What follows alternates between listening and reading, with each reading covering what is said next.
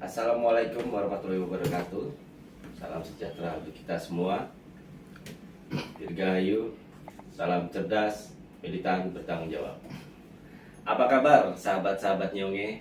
Mudah-mudahan kalian tetap semangat, tetap terus bergerak dalam perjuangan, tetap terus menyampaikan pesan-pesan perjuangan, dan tetap terus mencintai Ibu Pertiwi. Pada kali ini saya akan menampilkan sesuatu yang berbeda, dan kebetulan saya kedatangan sahabat saya di bidang seni dan budaya.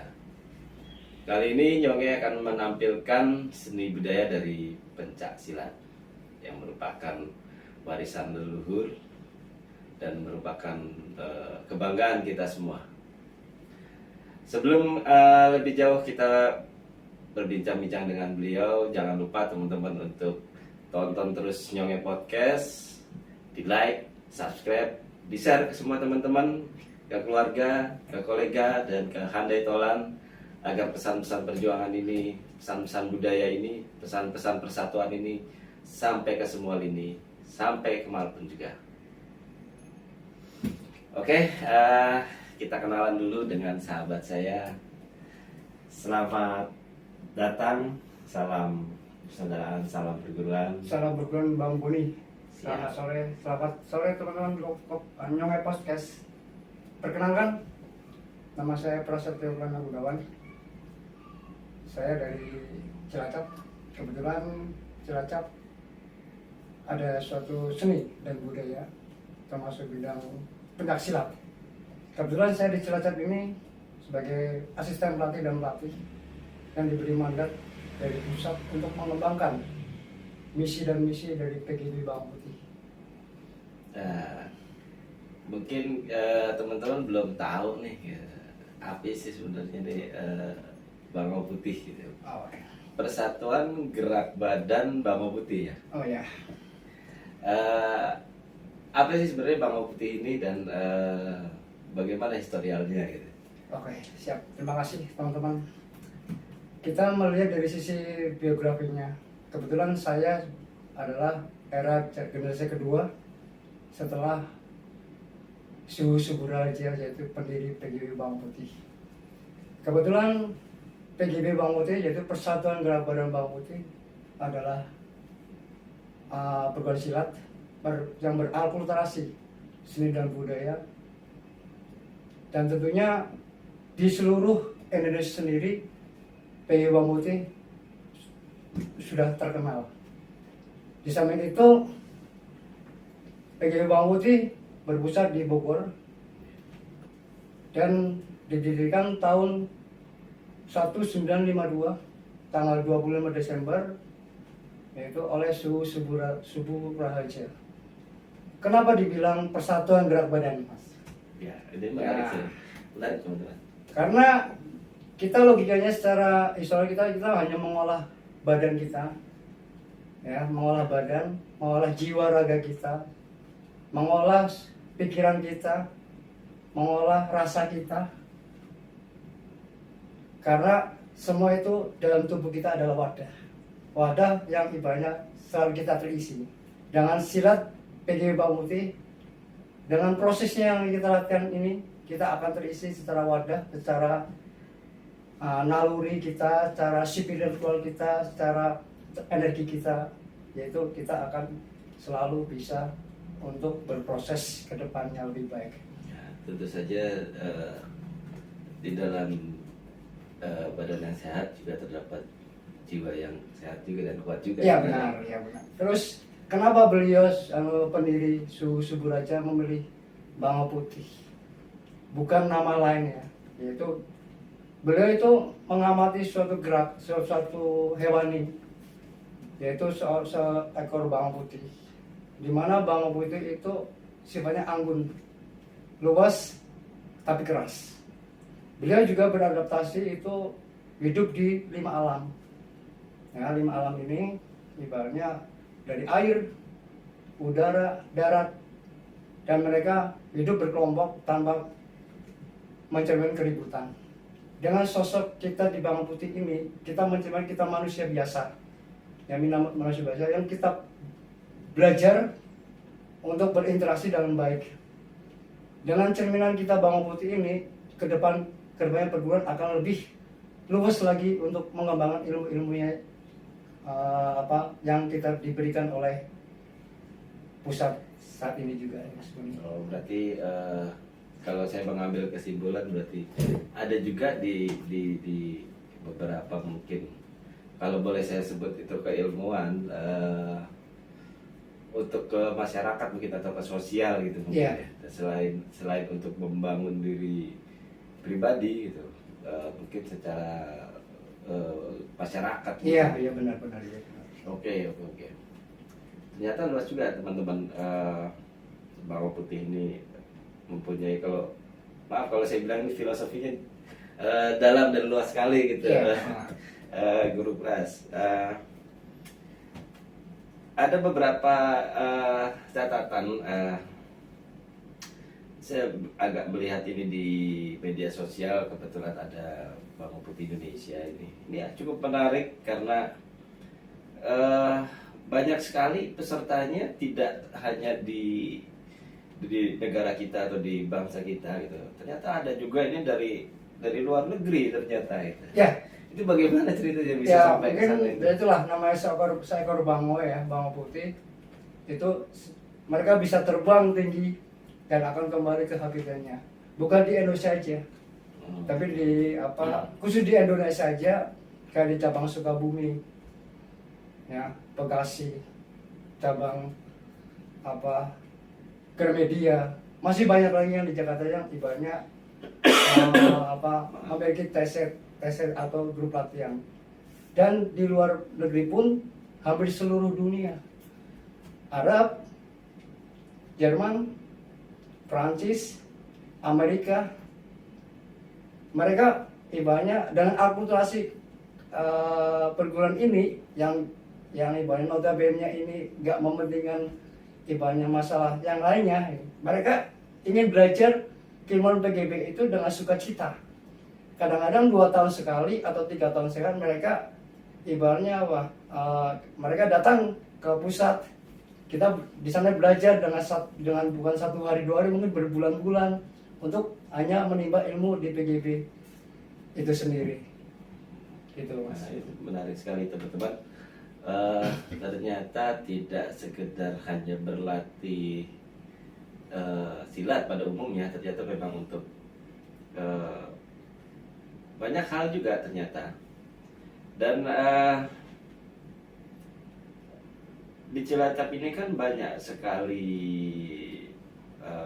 perguruan silat dan bela diri itu. Nah, untuk panjenengan sendiri, kenapa harus memilih Bangau Putih ya, tidak dengan perguruan yang lain? Kalau boleh saya tanya gitu. Ini sebenarnya untuk itu cerita panjang ya. Mungkin kalau kita ceritakan saja mungkin kita nggak cukup. Ya, intinya saya suka dengan bela diri. Saya cinta sama bela diri. Kenapa saya memilih Bangau Putih? Karena mungkin dari saya berlatih udah cocok dan keilmuannya, dengan segala gerakannya, dengan keilmuan di masyarakat, dan teman-teman sama bisa beradaptasi. Dan salah satu lebih penting lagi, kita belajar silat bukannya kita melatih itu fisik juga ya, kita melatih fisik, tapi kita belajar silat kita bisa beradaptasi sama teman-teman, sama sama lingkungan masyarakat. Bukan menunjukkan saya pelatih, saya guru, bukan, tapi kita sebagai manusia yang ibaratnya kita melihat sosok Bangau itu selalu menunduk, ya, kalau menunduk melihat ke bawah, nggak akan melihat ke atas, karena kita punya filosofi sendiri. Setinggi-tingginya ilmu itu, sebanyak proses yang kita alami, kita nggak lepas dari yang alam ini. Gitu aja. Jadi pesan dari guru yaitu tetaplah berlatih dengan giat. Gitu aja. Itu Mas Boni. Ternyata dalam juga filosofinya teman-teman Nyongi. Kalau di masyarakat gitu kebanyakan, apalagi di era milenial yang serba maju seperti ini. Kadang-kadang kan saya suka mendengar itu, kenapa sih nggak mau berlatih silat? Saya pernah bertanya gitu ke masyarakat langsung. Mereka tuh takut dengan adanya istilah apa namanya itu, ada suatu seperti maaf kayak katakanlah ada ilmu-ilmu yang di luar jangkauan mereka gitu. Kalau di Bawang Putih sendiri ada nggak sih seperti itu ya sebenarnya? Kalau di Bawang Putih sebenarnya kita nggak mengenal hal gitu. Kita ada tataran-tataran ataupun semacam pendidikan khusus yang diberikan ke pelatihan-pelatihan Bawang Putih itu. Ya, jadi mereka berlatih itu menurut pertingkatan. Ada tingkat umur, dari umur usia anak-anak, remaja dan dewasa. Terus untuk umur yang di atas 35 tahun ke atas ataupun 45 tahun ke atas ada keilmuan sendiri. Dan uniknya di PGRI Bawang Putih, kenapa nggak mengenal ilmu lagi gitu? Karena zaman sekarang kita perlu prospek untuk pemikiran yang lebih cerdas lagi untuk kita menyongsong masa depan. Nah, itu yang agak menarik. Ya. Di salah satu YouTube-nya itu saya melihat banyak sekali, ini usianya luar biasa, mungkin sekitar 50 atau 60 tahun itu. Itu menarik tuh teman-teman. Karena di usia-usia segitu kan biasanya ya maaf sebagai orang tua yang seumuran segitu biasanya nggak mau bergerak yang lebih gitu. Ya. Tapi di Bawang Putih ada banyak gitu maksudnya. Itu ya. Bagaimana itu? Kita juga melihat biografi dari perjalanan Suhu, ya, sama Suhu sampai Sri Suhu itu wafat dan digantikan dengan putra ke-6 yaitu Bapak Gunawan Raharja.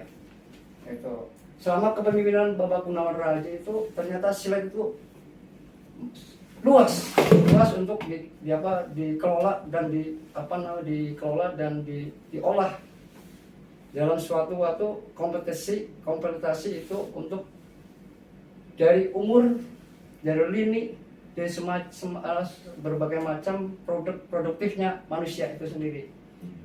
Lah kita akan sebutin untuk lini, untuk kita kepelatihan silat. Ya, silat itu untuk SD, untuk SMP, anak-anak umur 10 tahun ke atas. Prasekolah ya. Prasekolah, remaja, itu kan. Terus kita Sampokun. Sampokun nggak harus kita belajar silat. Tapi gimana caranya kita Sampokun itu belajar MBS. MBS-nya mind, body, dan spirit. Kalau mind kita berjalan dengan baik, secara logikanya badan kita merespon dengan baik juga, dan kita masuk ke spiritual kita sendiri, mind, body, spirit. Dalam suatu gerakan mungkin lebih simpelnya yaitu kita memfokuskan kemana dulu mas, ya kita pundak dulu, karena kita elemen badan itu ada tangan, pundak, pinggang, kaki. Kita lebih fokusnya kemana? Kalau di silat, tapi dalam kehidupan sehari-hari kita bisa menggunakan itu. Sebagai contoh, kita pola silanya kita makan, dan polanya makan hanya itu terus, nggak akan berubah dari manapun. Terus pola kita mandi, hanya itu aja yang mandi. Itu sama aja di Sampokun. Ya, kita belajar integritas antara mana yang kita fokuskan. Nah, ini yang lebih menarik yang dari cerita Mas Boni, yaitu kok umur 50 tahun bisa bergerak. Ini ada pelajaran-pelajaran. Ada pelajaran namanya Taokung. Taokung itu yaitu semacam kita mengharmonisasikan badan, tubuh, dan hormon-hormon yang ada di dalam tubuh kita biar seimbang dan stabil. Makanya itu setiap orang yang belajar Taokung, insya Allah mungkin ya dibilang kita umurnya lebih panjang lah gitu kan, karena mereka itu semua itu berasal dari mereka yang mempunyai dasar penyakit, punya kesehatan, punya gangguan kesehatan. Dan rotasinya bumi alam ini kita pasti melihat di dalam diri kita. Setiap tahunnya kita nggak tahu apa yang terkandung di dalam tubuh kita. Makanya dengan latihan Taokung itu kita mentranslasikan hormon kita untuk lebih stabil, lebih berguna lagi untuk rutinitas kita kehidupan sehari-hari mas. Itu aja. Berarti tidak sekedar hanya berlatih silat teman-teman, tapi berlatih untuk sehat juga. Nah, Kalau saya ambil garis bawah itu memperpanjang umur mungkin. ya benar. Tapi itu semua itu yang ditentukan yang di atas semua. Tapi ya menarik sahabat-sahabat Yonggi, karena banyak hal kalau saya tangkap dari Suhu Pras ini memaparkan sedikit, ternyata lebih luas gitu, karena di dalamnya itu banyak sekali, menurut saya itu pemaknaan atau mungkin menjadi suatu bahan di dalam kehidupan sehari-hari itu ternyata bisa dilakukan dengan silat. Ini agak menarik, saya baca di artikelnya gitu. Hidup adalah silat, silat adalah hidup, ternyata gitu teman-teman. Nah, ini suatu filosofi yang wah, luar biasa buat saya. Ternyata dalam penjelasannya Suhu Pras ini bisa ternyata dilakukan sehari-hari, seperti Ya. proses kita makan Itu ada pola sendiri gitu. Terus kita mandi, kita ada pola sendiri yang harus kita mengikuti pola dan teknik-tekniknya itu sendiri. Itu sebenarnya. Berarti benar-benar seril dan sedekat itu Iya, kan dengan benar, kehidupan iya, sehari-hari. benar, Oh, benar. iya, iya, iya. Ini bagus teman-teman, dan cukup menarik gitu, karena kita semua yang awam-awam ini belum tahu sih sebenarnya. Dan makanya ini agak menarik, dari pencak silat ini punya keunikan dan punya kelebihan atau manfaat yang kita belum tahu juga ternyata. Kalau di BGB sendiri atau di BGB Bawang Putih Cilacap ini ada kriteria khusus nggak sih untuk bisa masuk ke Bawang Putih ini? Orang untuk masalah siapa sih yang jadikan suatu anggota, gitu kan? Di sini nggak ada kriteria khusus. Mereka yang mau, mereka yang punya keinginan untuk berlatih, itulah yang jadikan anggota. Jadi nggak ada kriteria. Meskipun maaf ya, di sini kita dalam PGB Persatuan Gerak Badan ini kita nggak membicarakan masalah agama dan lainnya. Di sini kita murni kita berhadapan dengan makhluk sosial. Jadi di alam ini kita kembali lagi, semua kembali ke alam, bersosialisasi dan kembali ke alam. Ya. Jadi anggota PGB itu nggak harus itu satu komunitas, tapi beberapa komunitas yang ada di situ. Makanya setiap kita latihan, ya bang, kita membuat lingkaran. Nah, lingkaran itu apa? Yaitu lingkaran itu dunia, alam ini. Di situ banyak berbagai ras, budaya, agama. Tapi di slide itu nggak membicarakan masalah agama, tapi untuk perkembangan ke depan, untuk masa depan PGB yang akan lebih maju. Kalau saya menangkapnya itu mungkin berpesan seperti persatuan. Ya, persatuan. Oke, itu luar biasa teman-teman, untuk membawa pesan-pesan persatuan dalam bentuk seni dan budaya, apalagi dalam pencak silat yang memang merupakan seni budaya bangsa kita juga gitu. Ternyata banyak sekali yang bisa digali, banyak juga yang bisa menjadi acuan ya buat kita, walaupun kita orang awam gitu. Paling tidak kita bisa belajar banyak hal juga di Bawang Putih ini.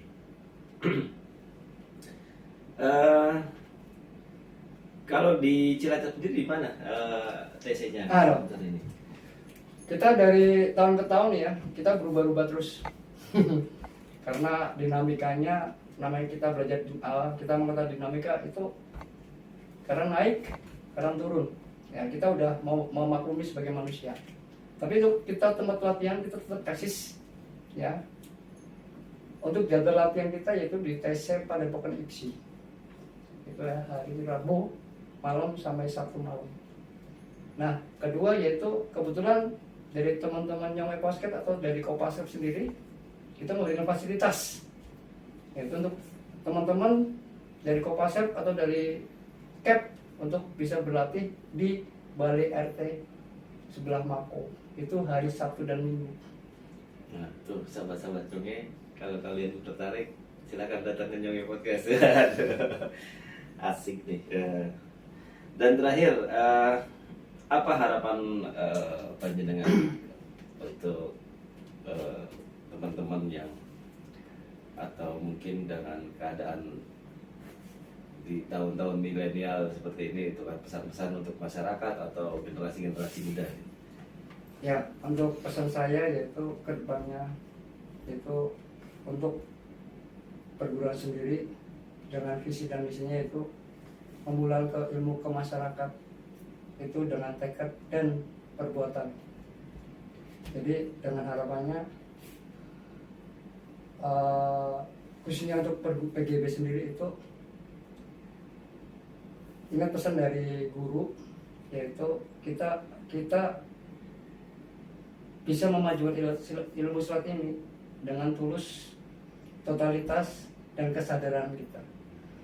Jadi banyak perguruan-perguruan yang memang di Cilacap banyak perguruan-perguruan yang ibaratnya bernotabene itu bermacam-macam aliran. Tapi banyak min dan banyak plusnya juga. Kita melihat sisi plusnya, kita juga melihat sisi negatif juga. Ya, di nilai plusnya yaitu silat sebagai warisan budaya Indonesia, apalagi sebagai generasi muda, apalagi kita yang udah tua ya, udah berumur itu, kita harus bisa merekrut yang muda-muda untuk melestarikan budaya Indonesia, apalagi budaya pencaksilat ini. Terus nilai negatifnya, setiap perguruan mempunyai edukasi yang berbeda-beda, tergantung individu, tergantung ibaratnya pelatih.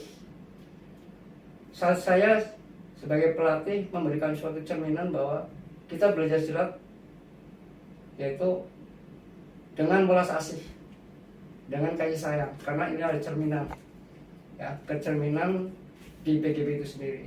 Tanpa adanya belas asih dan kasih sayang, daya tumbuh dan daya penyembuh itu nggak ada sama sekali, Bang Muni. Oke, siap. Jadi kedepannya untuk PGB sendiri itu, khususnya saya dan teman-teman yang tergabung dari kepengurusan PGB Cilacap ini, dalam mempunyai harapan kedepannya memberikan suatu harapan yang lebih baik lagi, apalagi visi dan misi PGB itu adalah yaitu memulangkan ilmu ke masyarakat dengan tekad dan perbuatan kita masing-masing. Dan ibaratnya kita nggak gampang ya, kita butuh perjuangan juga, karena 1001 pelatih yang hidupnya bukan hanya di silat, tapi dengan kesadaran kita, dengan totalitas kita bahwa kita berada di mana, kita akan kembalikan lagi ke alam itu sendiri dengan perbuatan tekad kita.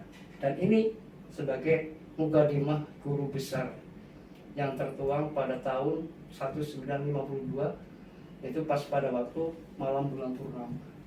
Itu adalah jurus intinya PGB Bawang Putih, Bang Muni. Oke, siap. Dan ternyata itu filosofi, teman-teman, filosofi yang luar biasa gitu. Dan luas sekali pengertiannya, kembali lagi kepada si penerima keilmuan itu dapat menangkap sinyal-sinyal itu atau tidak. Karena kembali lagi mungkin kalau menurut saya kembali kepada bagaimana niat pertama berlatih dan mengikuti setiap proses-proses pelatihannya. Ya, benar.